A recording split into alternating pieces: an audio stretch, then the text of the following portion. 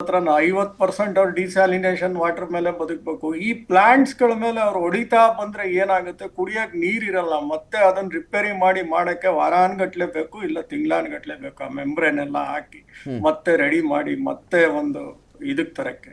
So this is where they are eating, so that ಈ Americans ಮೇಲೆ ಒತ್ತಡ ಬರಲಿ ಅಂತ ಅಷ್ಟೇ. ಅವ್ರ ಗಲ್ಫ್ ಕಂಟ್ರೀಸ್ ಮೇಲಂತೂ ಅವ್ರಿಗೆ ನಿಜವಾಗ್ಲೂ ಕೋಪ ಇಲ್ಲ, except they have given military bases ನೋಡಿದ್ರು ಏನು ಪ್ರಯೋಜನ ಆಗ್ಲಿಲ್ಲ.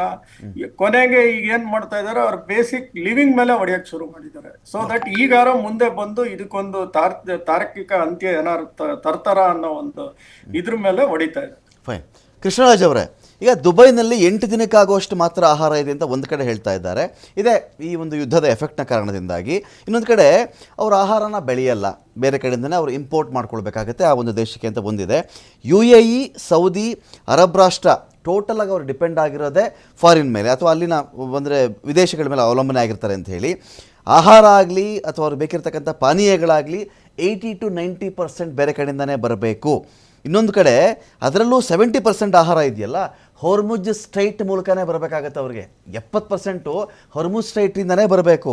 ಈ ಹೊರ್ಮುಜಲ್ಲಿ ಗಾಬರಿ ಪಡಿಸೋದು, ಹಡಗುಗಳಿಗೆ ಯಾರೋ ಬೆಂಕಿ ಹಚ್ಚಿಬಿಡೋದು, ಇಂಡಿಯನ್ ಹಡಗನ್ನು ಬಿಡ್ತೀವಿ ಅಂತ ಹೇಳೋದು, ಇಲ್ಲ ನಾನು ಬಿಡಲ್ಲ ಅಂತ ಹೇಳೋದು, ಇದೆಲ್ಲ ಮಾಡಿಕೊಂಡಾಗ ಇರಾನ್ ಬೇರೆ ದೇಶಗಳಿಗೆ ಏನು ಮಾಡಬೇಕು ಅಂತ ಹೊರಡ್ತಾ ಇದೆಯೋ ಅದು ತನ್ನ ದೇಶಕ್ಕೆ ಜಾಸ್ತಿ ಎಫೆಕ್ಟ್ ಮಾಡುತ್ತಾ ಅಂತ. ಈಗ ಎಲ್ಲಾ ದೇಶಗಳು ಈ ಒಂದು ಗ್ಲೋಬಲೈಸೇಷನ್ ಆದ್ಮೇಲೆ ಒಂದಲ್ಲ ಒಂದ್ ರೀತಿ ಬಹಳ ಡಿಪೆಂಡೆಂಟ್ ಆಗ್ಬಿಟ್ಟಿದಾವೆ. ಅದರಿಂದ ಯಾವುದು ಆ ದೇಶದಲ್ಲಿ ಕಾಸ್ಟ್ ಆಫ್ ಪ್ರೊಡಕ್ಷನ್ ಕಡಿಮೆ ಇರ್ತದೋ ಅದನ್ನ ಉತ್ಪಾದನೆ ಮಾಡಿ ಎಕ್ಸ್ಪೋರ್ಟ್ ಮಾಡ್ತಾ ಇದಾವೆ. So that is comparative cost advantage theory ಅಂತ ಹೇಳ್ತೀವಿ ಈಗ ಎಕನಾಮಿಕ್ಸ್ ಅಲ್ಲಿ. ಸೊ ಯಾವುದು ಕಾಸ್ಟ್ಲಿ ಆಗುತ್ತೋ ಅದನ್ನ ಬೇರೆ ರಾಷ್ಟ್ರ ಎಲ್ಲಿ ಅದು ಕಾಸ್ಟ್ ಕಡಿಮೆ ಇರ್ತದೋ ಅಲ್ಲಿ ಪ್ರೊಡ್ಯೂಸ್ ಮಾಡಿ ನಾವು ಇಂಪೋರ್ಟ್ ಮಾಡ್ಕೊಳ್ತೀವಿ. ಸೊ ಈಗಿರೋದ್ರಿಂದ ಸಾಕಷ್ಟು ರಾಷ್ಟ್ರಗಳು ಡಿಪೆಂಡೆಂಟ್ ಆಗಿರೋದ್ರಿಂದ ಈ ವಾರ್ಗಳು ನಡೀತಿರೋದು ಎಕನಾಮಿಕ್ ಬೇಸಿಸ್ ಮೇಲೆ ಜಾಸ್ತಿ. ನನಗೆ ತಿಳ್ಕೊಂಡಿರೋ ಹಾಗೆ ಇದು ಸ್ಟ್ರಾಟಜಿಕ್ ಎಕನಾಮಿಕ್ ವಾರ್ಸ್ ಅಂತಾನೆ ಹೇಳ್ಬೋದು. ಸೊ ಹೀಗಾಗಿ ಈ ಒಂದು ಬೇಸಿಕ್ ನೀಡ್ಸ್ ಅಥವಾ ಬೇಸಿಕ್ ರಿಸೋರ್ಸಸ್ ಅಥವಾ ಫುಡ್, ಈ ರೀತಿ ಹೆಲ್ತ್, ಮೆಡಿಸಿನ್ಸ್ ಇವೆಲ್ಲ ಸಿಗದಿದ್ದಾಗ ಈ ವಾರ್ ಒಂದು ತಾರ್ಕಿಕ ಅಂತ್ಯಕ್ಕೆ ಬಂದೇ ಬರ್ಬೇಕಾಗುತ್ತೆ.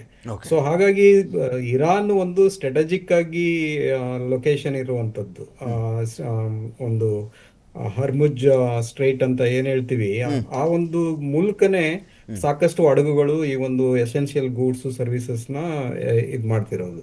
ಈಗೆಲ್ಲ ಏರ್ಪೋರ್ಟ್ಸ್ ಗಳೆಲ್ಲ ಬಂದಾಗಿರೋದ್ರಿಂದ, ಈ ಒಂದು ಜಲಮೂಲನ ಬಂದಾಗಿರೋದ್ರಿಂದ ಅವರಿಗೆ ಫುಡ್ ನ ಲಭ್ಯತೆ ಕಡಿಮೆ ಆಗ್ತಿದೆ. ಆಲ್ರೆಡಿ CNN ಮತ್ತೆ ಬೇರೆ ಬೇರೆ ಟಿವಿ ಮಾಧ್ಯಮಗಳು ಈ essential prices already, essential commodities prices already spiral ಆಗ್ತಾ ಇದೆ, ಹೆಚ್ಚಾಗ್ತಾ ಹೋಗ್ತಾ ಇದೆ.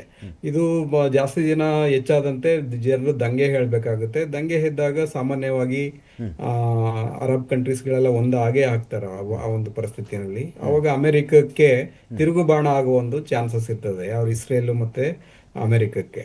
ಈಗ ಅಮೆರಿಕ ಮತ್ತೆ ಇಸ್ರೇಲ್ಗೆ ಲಾಭ ತಂದ್ಕೊಡ್ತಾ ಇರೋದು ಅವರು ಈ ಒಂದು ಮಿಲಿಟರಿ ಎಕ್ವಿಪ್ಮೆಂಟ್ಸ್ ಉತ್ಪಾದನೆ ಮಾಡುವಂತಹ ಆರ್ಮ್ಸ್ ಅಂಡ್ ಅಮ್ಯುನಿಷನ್ ಇಂಡಸ್ಟ್ರೀಸ್ಗಳಿಗೆ. ಹೀಗಾಗಿ ಈ ಒಂದು ಯುದ್ಧದ ದಾಹ ಈ ಅಮೆರಿಕ ಮತ್ತೆ ಇಸ್ರೇಲ್ಗೆ ಎಷ್ಟಿದೆ ಅಂತಂದ್ರೆ ಈ ಒಂದು ಶಕ್ತಿಯ ಮೇಲೆ ನಿಂತ್ಕೊಂಡಿರುವಂತದ್ದು. ಸೊ ಹೀಗಾಗಿ ಈ ಎರಡು ರಾಷ್ಟ್ರಗಳು ಇಡೀ ವಿಶ್ವವನ್ನೇ ಒಂದು ಅಶಾಂತಿಯನ್ನಾಗಿ ಸೃಷ್ಟಿಸ್ತಾ ಇದ್ದಾವೆ. ಜೊತೆಗೆ ನನಗನ್ಸುತ್ತೆ ಇಸ್ರೇಲ್ಗೆ ಕೊನೆ ದಿನಗಳು ಹತ್ರ ಬರ್ತಾ ಇದೆ ಅನ್ಸುತ್ತೆ. ಯಾಕಂದ್ರೆ ಇರಾನ್ ಎನಿ ಲಾಸ್ಟ್ ರಿಸಾರ್ಟ್ ಅಲ್ಲಿ ಏನೇ ನ್ಯೂಕ್ಲಿಯರ್ ವೆಪನ್ ಯೂಸ್ ಮಾಡಿದ್ರು ಮಾಡಬಹುದು, ಯಾಕಂತಂದ್ರೆ ಅದು ಆ ಲೆವೆಲ್ಗೆ ಹೋಗ್ತಾ ಇದೆ ಯುದ್ಧ. ಸೊ ಹೀಗಾಗಿ ಎಸೆನ್ಷಿಯಲ್ ಇದೊಂದು ಎಕನಾಮಿಕ್ ವಾರ್, ಇನ್ನೊಂದು ಸ್ಟ್ರಾಟಜಿಕ್ ವಾರ್, ಎರಡನ್ನೂ ನಾವು ಗಮನದಲ್ಲಿ ಇಟ್ಕೊಂಡು ನೋಡಿದಾಗ ಈ ಎಕನಾಮಿಕ್ ರೀಸನ್ ಇಂದ ಈ ವಾರ್ಗಳು ಮೋಸ್ಟ್ಲಿ ಒಂದು ತಾರ್ಕಿಕ ಅಂತ್ಯಕ್ಕೆ ಬರ್ಬೋದು ಕ್ರಮೇಣ, 1 ವಾರ ಅಥವಾ 2 ವಾರಗಳಲ್ಲಿ ಅಂತ ಅನ್ಸುತ್ತೆ. ಆದ್ರೆ ನಾನು ಕೇಳುವಂತ ಪ್ರಶ್ನೆ ಇಲ್ಲಿ ಅಂತಂದ್ರೆ, security council, united nation security council ಏನ್ ಮಾಡ್ತಾ ಇದೆ? ಈ ರಷ್ಯಾ ಮತ್ತೆ ಚೈನಾ, ಫ್ರಾನ್ಸ್ ಮತ್ತೆ ಇಂಗ್ಲೆಂಡ್ ದೇಶಗಳು ಏನ್ ಕೆಲಸ ಮಾಡ್ತಾ ಇದ್ದಾವೆ, ಯಾಕೆ ಅವು ಮೆಂಬರ್ಗಳನ್ನ ಹೊಂದಿರುವಂತದ್ದು, ಅವರ ಜವಾಬ್ದಾರಿ ಏನು ವಿಶ್ವ ಮಟ್ಟದಲ್ಲಿ. ಸೊ ಹೀಗಾಗಿ ಯುನಿಲ್ಯಾಟ್ರಲ್ ಇದು ಮಲ್ಟಿಲ್ಯಾಟ್ರಲ್ ಆರ್ಗನೈಸೇಷನ್ಸ್ ಏನಿದೆ ಯುನೈಟೆಡ್ ನೇಷನ್, ಅದು ಕಂಪ್ಲೀಟ್ ಆಗಿ ಫೇಲ್ಯೂರ್ ಆಗ್ಬಿಟ್ಟಿದೆ. ಏಕಾಏಕಿ ಈ ಒಂದು ರಾಷ್ಟ್ರಗಳು ತಮ್ಮ ನಿರ್ಧಾರವನ್ನು ತೆಗೆದುಕೊಂಡು ಬೇರೆ ರಾಷ್ಟ್ರಗಳ ಮೇಲೆ ಹತೋಟಿಯನ್ನ ಸಾಧಿಸ್ತಾ ಇರುವಂತದ್ದು ನೋಡಿದ್ರೆ Okay. ಇದು ಎಲ್ಲರಿಗೂ ಇದು ತೊಂದರೆ ಆಗುವಂತ ಲಕ್ಷಣಗಳು, ಆರ್ಥಿಕವಾಗಿ ನಷ್ಟವನ್ನ ಅನುಭವಿಸುವಂತ ಲಕ್ಷಣಗಳು. ಮತ್ತೆ ನೀವ್ ಹೇಳಿದ್ರಲ್ಲ, ಈಗ ಕ್ಲೈಮೇಟ್ ಚೇಂಜ್ ಎಲ್ಲ ಜಾಸ್ತಿ ಆಗ್ತಾ ಇದೆ ಈ ಒಂದು ಯುದ್ಧದಿಂದ. ಓಕೆ, ಮತ್ತೆ ಇದು ಡಿಸಾಸ್ಟರ್ಗಳಿಗೆ ಕಾರಣ ಆಗುತ್ತೆ ಇನ್ನು ಮುಂದೆ. Fine fine. ಇದು ಸಹಿಸ್ಕೊಳ್ಳಿಕ್ಕೆ ಆಗದೇ ಇರುವಂತ ಪರಿಸ್ಥಿತಿಗೆ ಕ್ಯಾರಿಂಗ್ ಕೆಪಾಸಿಟಿ ಅಂತ ಏನ್ ಹೇಳ್ತೀವಿ, ಅದು ಡಿಸ್ಟ್ರಾಯ್ ಆಗ್ತಾ ಇದೆ. Fine fine. ನಾನು ಅಖಾಡ ಬಿಗ್ ಫೈಟ್ ವಿಶೇಷ ಮತ್ತೆ ಮುಂದುವರಿಸ್ತೀನಿ.